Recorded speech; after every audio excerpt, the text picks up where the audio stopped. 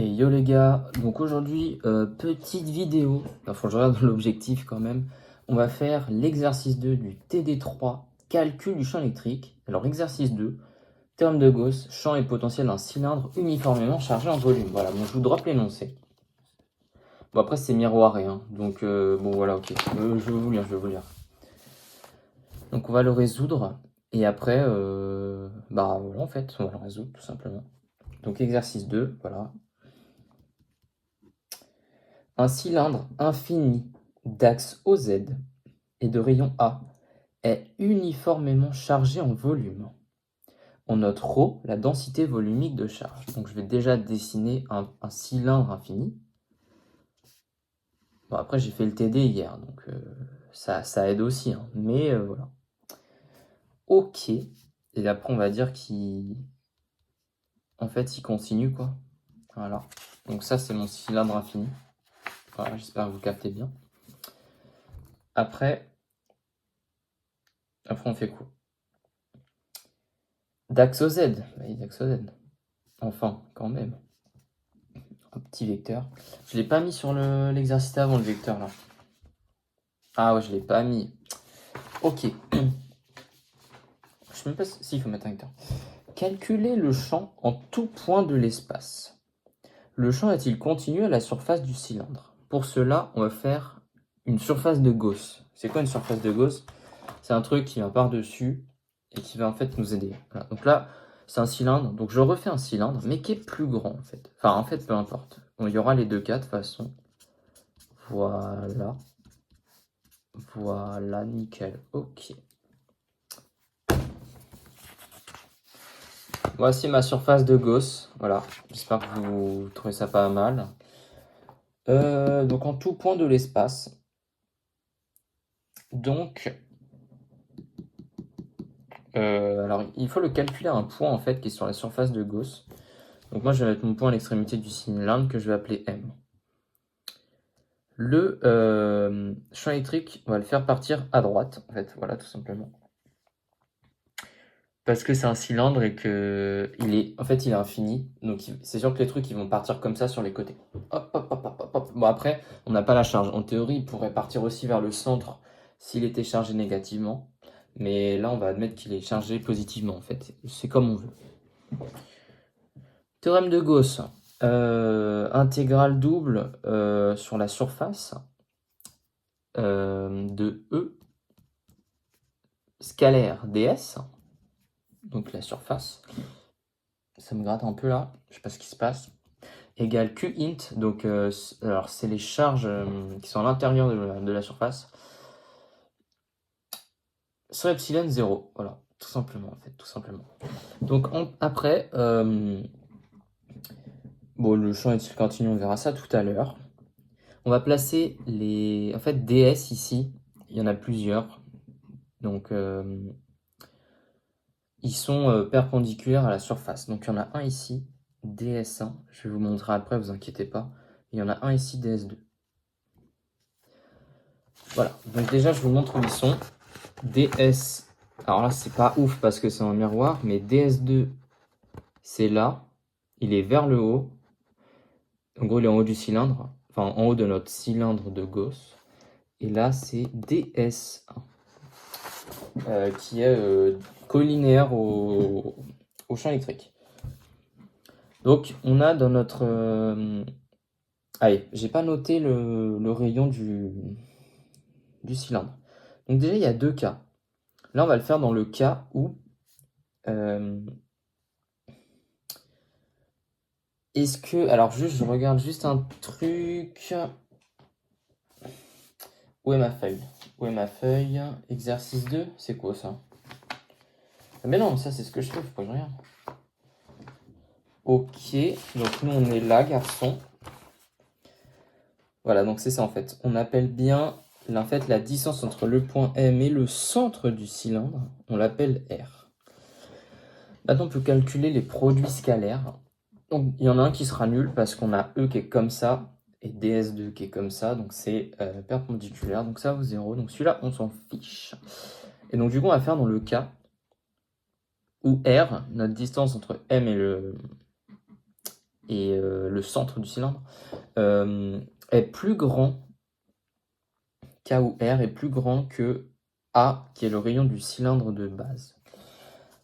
Voilà, donc là je vais vous faire je vais vous montrer en vitesse. Le cas où cette distance-là, donc notre surface de Gauss, est autour du cylindre, mais à l'extérieur. L'autre cas, ça sera quand elle sera vraiment à l'intérieur du cylindre. Donc c'est parti. Donc on a dit que, alors, intégrale double avec surface fermée de E ds1 du coup, parce que E ds2 il vaut rien, égale à Q int, hop, sur epsilon 0. Ensuite, alors là, je cherche E. Très bien, très bien, très bien.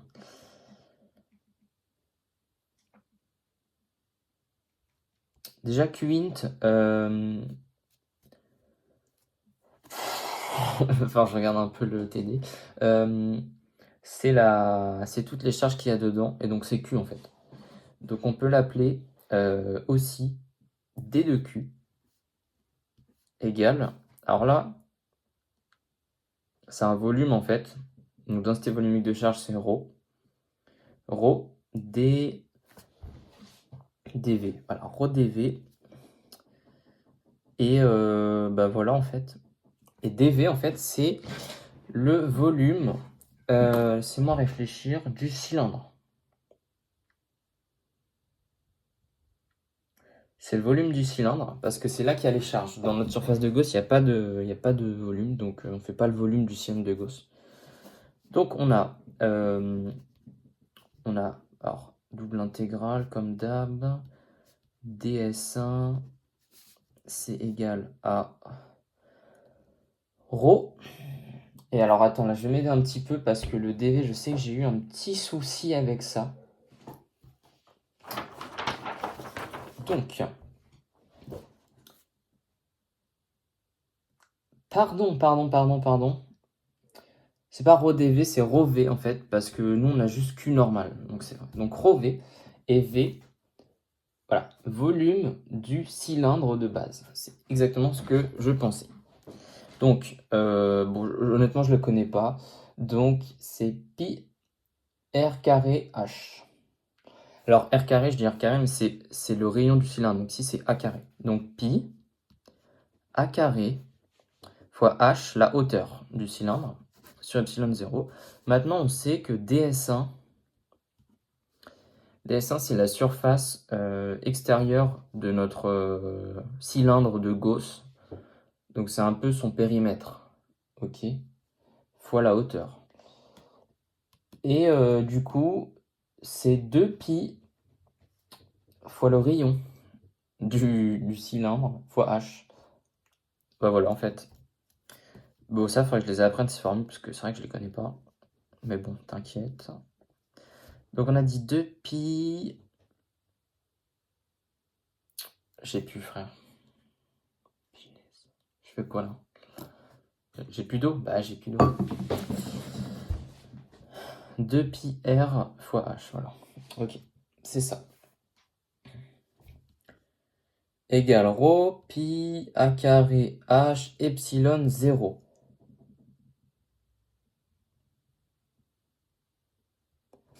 Alors là, attendez, parce que...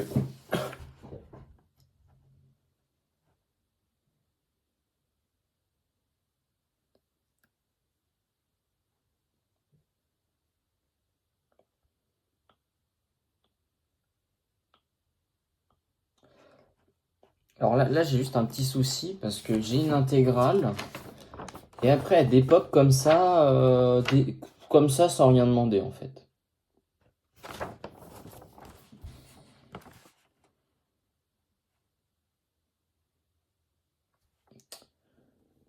Attends, j'ai fait quoi là? Mais non, mais en plus, pas que je me régale ici. Si quelqu'un dans les coms peut me dire, parce qu'en gros là j'ai une intégrale double de S égale, enfin intégrale double de la surface fermée. Donc dedans j'ai E ds égale Q int sur epsilon 0. Après, on transforme ça, on enlève l'intégrale double et on met ER direct.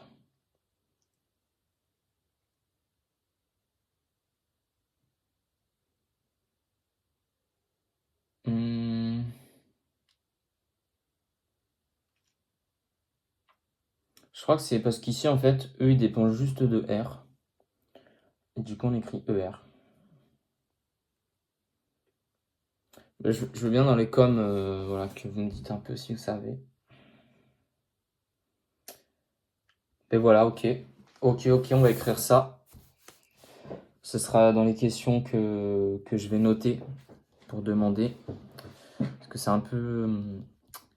C'est quand même un peu mystérieux, quoi. Donc après, on peut du coup faire notre petite division. Et du coup, on a ER égale ρ. Le pi s'annule. A carré, le h s'annule sur 2 epsilon 0. Moi j'ai mis un 3, mais c'est en 2. Voilà. Et il y a un R en bas. Et oui, il y a un R. Mais oui, évidemment. Ok. Donc ça, c'est pour le cas où, en fait, R est plus grand que A. Donc cette fois-ci, R est plus petit que A. Donc là, qu'est-ce qui change finalement? Bah, que dalle, hein, c'est juste DSA en fait qui a changé. Quoique.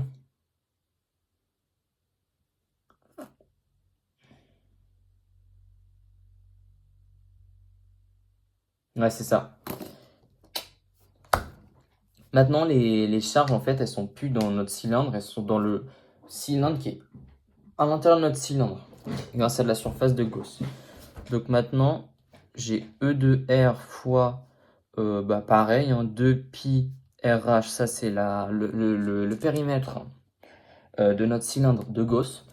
Et donc c'est égal à, on a dit Qint, donc int c'est ρ fois volume. Donc ici c'est pi R carré, cette fois-ci le nouveau...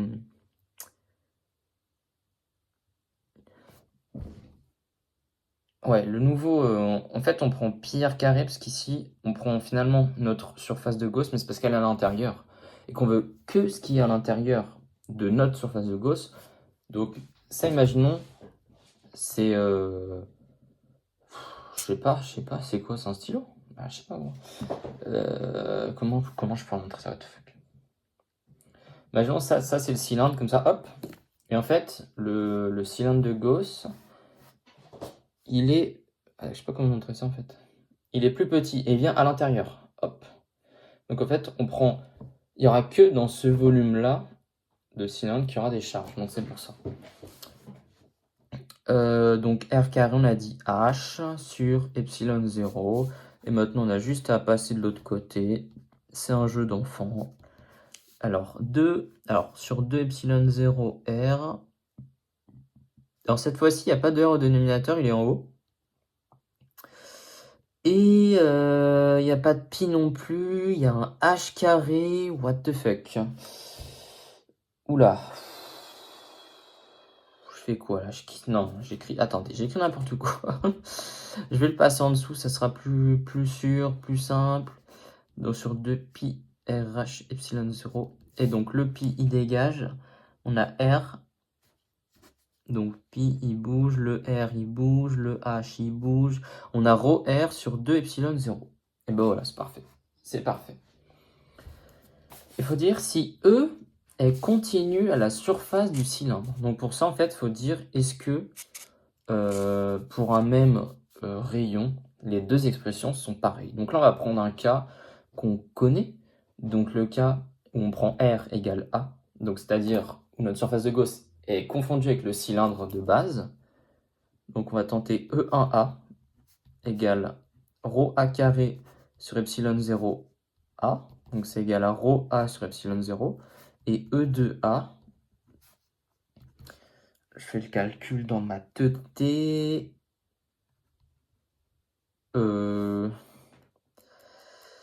Wait.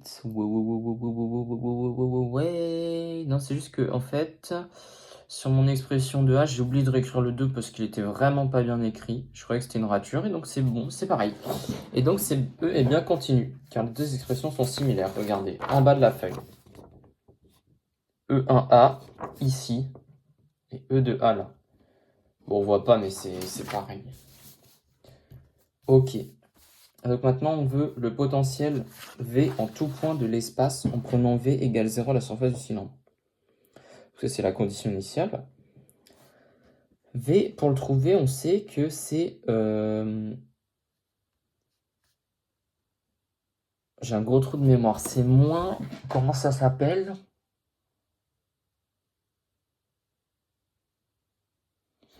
En plus, c'est même pas ça. C'est E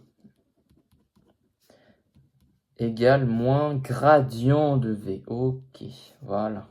Donc en fait, ça veut dire que E, ici on a que Z. Donc c'est D de V en fait sur dz. Alors il y a un moins devant. Et donc D de V égale E fois moins dz. Si je me trompe pas, hein, si je me trompe pas. Non, c'est pas Z, c'est pas Z. Gros. Je dis quoi là? Je dis quoi? C'est R en fait. C'est R. Parce qu'en fait, il n'y a que en variable qui change ici, il n'y a que notre rayon. Donc R, ok. Donc là, du coup, j'ai bien. Ok. Donc du coup, on va aussi le faire pour le cas, les deux cas. Donc dans le cas 1, on a que V, c'est égal à l'intégrale de ER. Ah, du coup, il y a un moins, mais c'est chiant. Moins ER dr. Voilà. Donc c'est exactement ça. Donc V égale, donc l'expression de moins ER dans le cas 1, c'est moins ρ a carré sur 2 epsilon 0 R avec dr, évidemment. Donc V égale, on peut sortir moins ρ, le a carré c'est une constante, 2e0, donc c'est en fait c'est 1 sur R. Et donc le 1 sur R c'est la primitive, enfin la primitive c'est ln de R. Voilà. U' sur U, primitive ln de U. Donc V égale moins ρ a carré sur 2 epsilon 0 de ln de R. Est-ce qu'on drop une constante? Bah oui, parce qu'on a une condition initiale. On est obligé, malheureusement. Obligé. Bref, K2. Donc V égale pareil. Bon, on va pas réécrire. On va direct mettre le truc de 2, expression de 2. Donc c'est ρ R sur 2 epsilon 0. Donc moins ρ R sur 2 epsilon 0. Très bien, très bien. Pourquoi point? Pourquoi point finalement?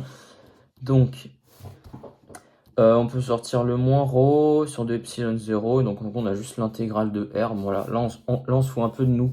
Quand même. Hein. Bon, après, moi, ça me dérange pas. Alors, pas qu'on se foute de moi, mais qu'on me donne une intégrale intéressante comme ça, qui est quand même agréable. Finalement, elle est plutôt agréable, cette intégrale. Et donc, c'est évidemment r carré sur 2. Voilà.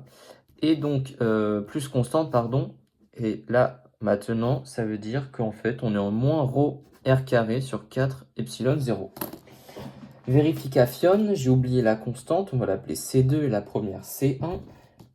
Et c'est exactement ça. Maintenant, on a une condition initiale qui dit, on sait que à la surface du cylindre, V égale 0. C'est-à-dire que quand V, quand V il prend la valeur de A, donc le rayon de cylindre, et bah, il vaut 0. Voilà. À la surface du cylindre, pas de potentiel, mec. Pas de potentiel, mais c'est comme ça. Finalement, c'est comme ça. Voilà. Donc, on va faire les conditions initiales. Hein. On a nos expressions de V. Ça devrait bien se passer. Donc, pour le cas 1, donc on dit qu'on a V de A égale 0. Donc, c'est-à-dire qu'on a 0 égale.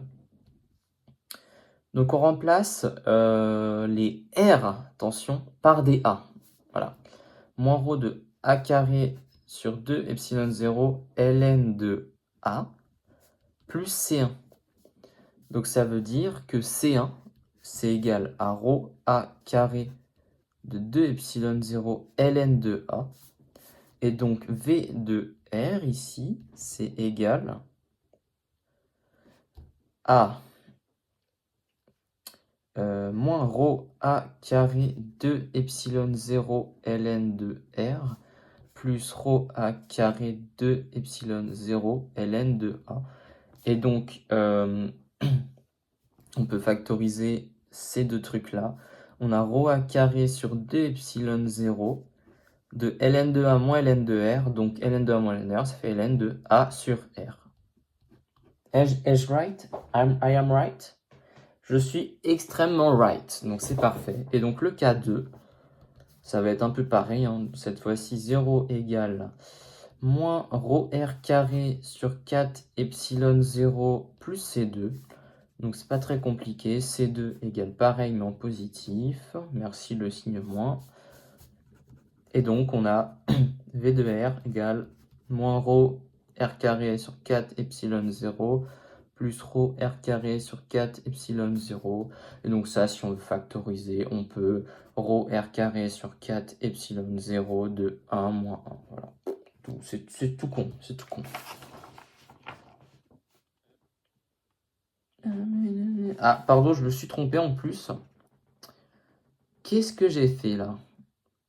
Bah oui, j'ai dit que je remplaçais les R par des A. Donc, encore, ça me paraissait bizarre comme résultat. My bad, voilà, comme quoi c'est pas... Faut faire attention. Comme quoi faut faire attention, moi je sais. Voilà. Donc on va continuer. Du coup on a... donc voilà, donc c'est ma constante en fait qui vaut A. Donc j'ai bien moins ρ R carré sur 4 epsilon 0. Par contre, C2 c'est ρ A carré sur 4 epsilon 0. Et donc ça on peut factoriser par ρ 4 epsilon 0 en laissant avec A carré plus R carré. Moins R carré, pardon. Et donc là c'est normalement, c'est bon. Et donc après tracer le potentiel, alors faut le tracer. Alors ça, nocé. Alors là, nocé. Calculer le potentiel VR en tout point de l'espace en prenant V égale 0.